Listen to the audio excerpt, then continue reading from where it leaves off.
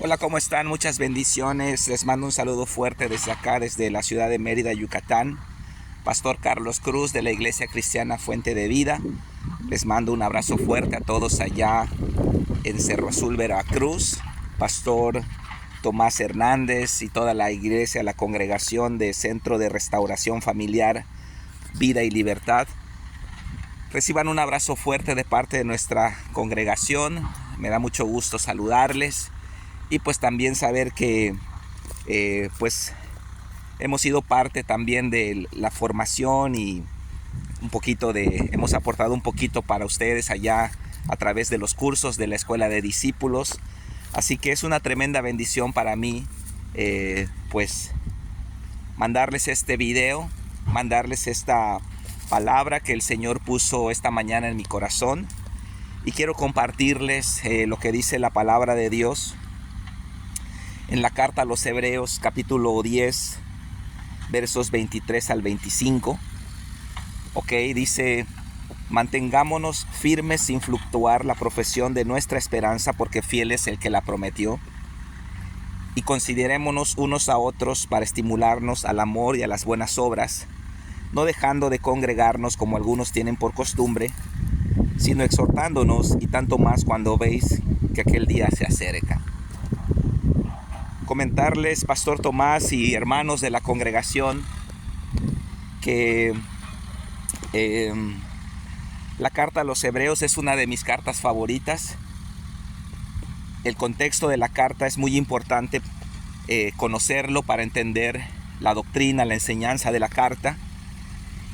Y bueno, la situación que atravesaban estos creyentes hebreos ya en la segunda mitad del siglo I es que había pues un poco de desánimo entre los creyentes hebreos, y muchos judíos convertidos al cristianismo estaban regresando a la fe judía. La razón era porque pues había una desilusión, ¿no? Los judíos que habían vivido toda su vida guardando los mandamientos de Dios, guardando los estatutos, las fiestas solemnes, toda la ley mosaica, pues habían venido al cristianismo, un cristianismo de fe, de salvación, y en el cual se encontraron a una iglesia gentil, romanos, griegos, egipcios, africanos, paganos. Encontraron una iglesia gentil pues que nunca había vivido en los mandamientos, que nunca había guardado las ordenanzas de Dios.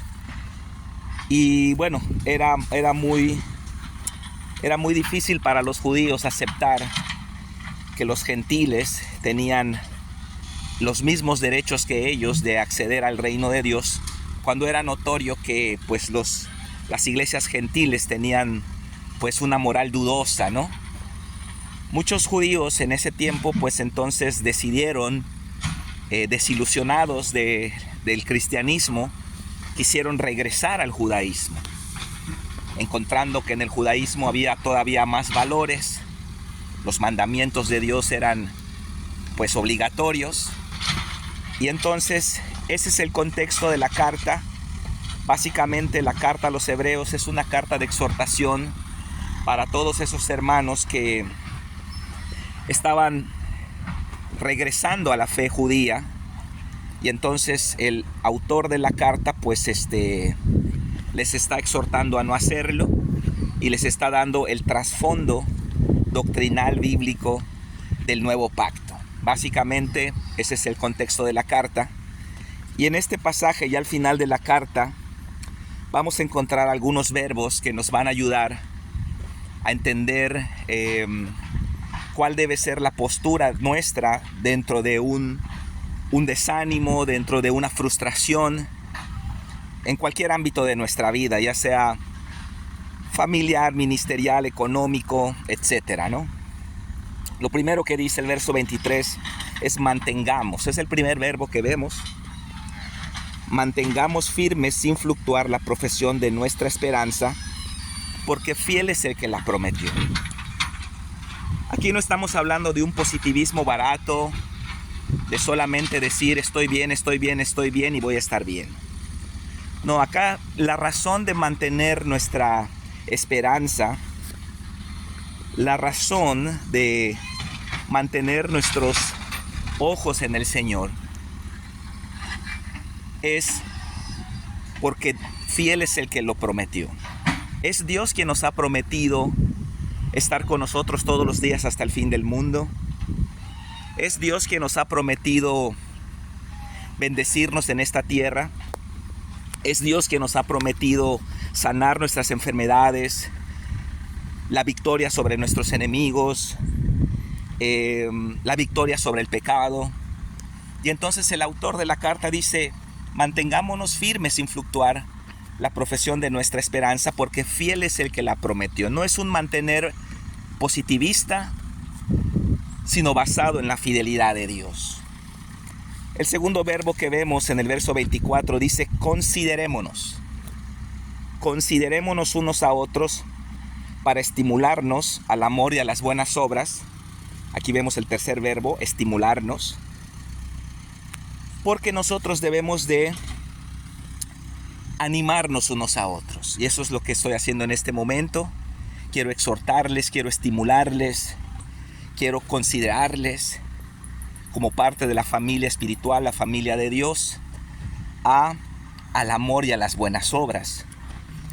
Tengo entendido que están construyendo su local, su iglesia, y aunque ciertamente los edificios y los terrenos no son la iglesia, son simplemente lugares donde nos congregamos, pero siempre es importante que nosotros trabajemos unidos para estimularnos al amor y a las buenas obras.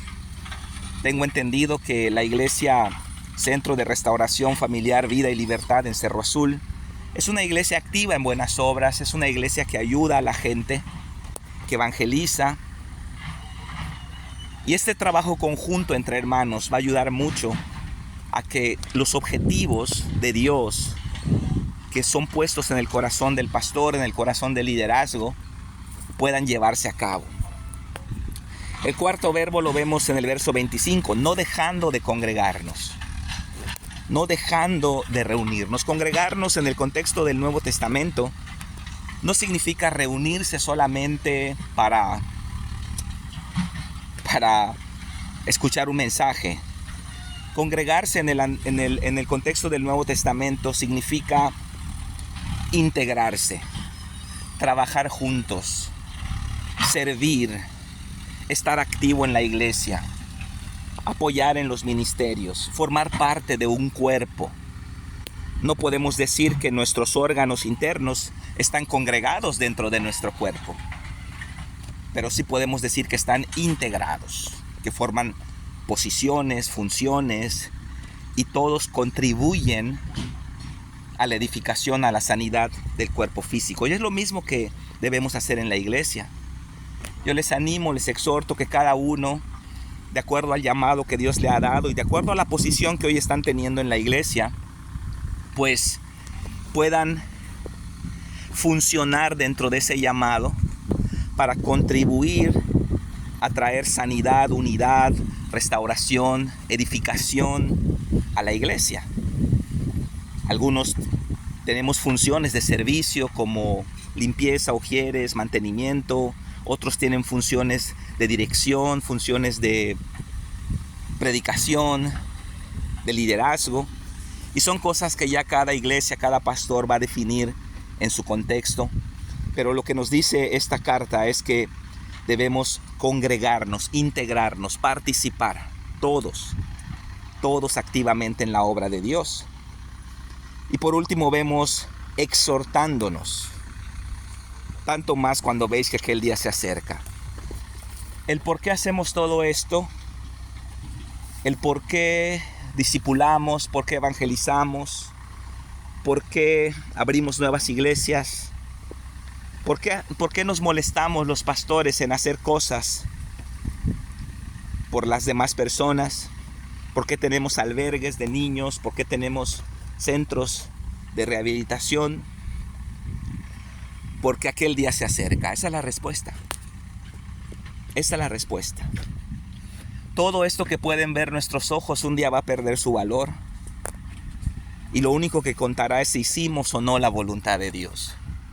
Casas, terrenos, vehículos, cuentas bancarias, reputaciones, todo va a perder su valor y va a llegar al punto cero de valor. Y lo único que contará es si hicimos la voluntad de Dios.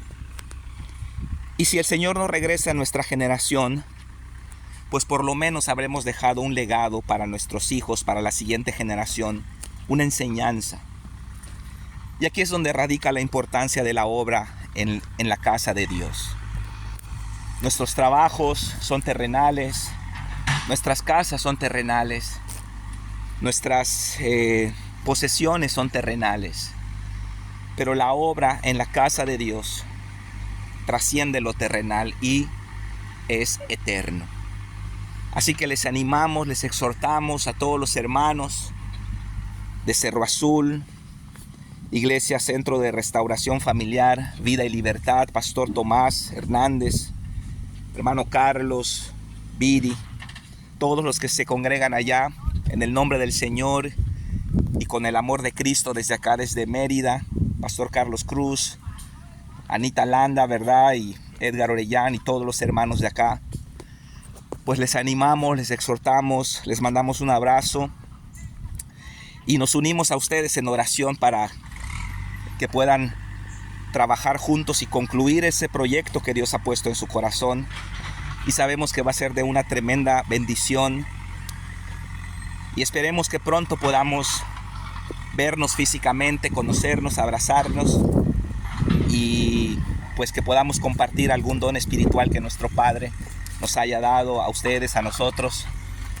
Y sé que va a ser una bendición. Así que muchas felicidades a todos. Feliz Navidad a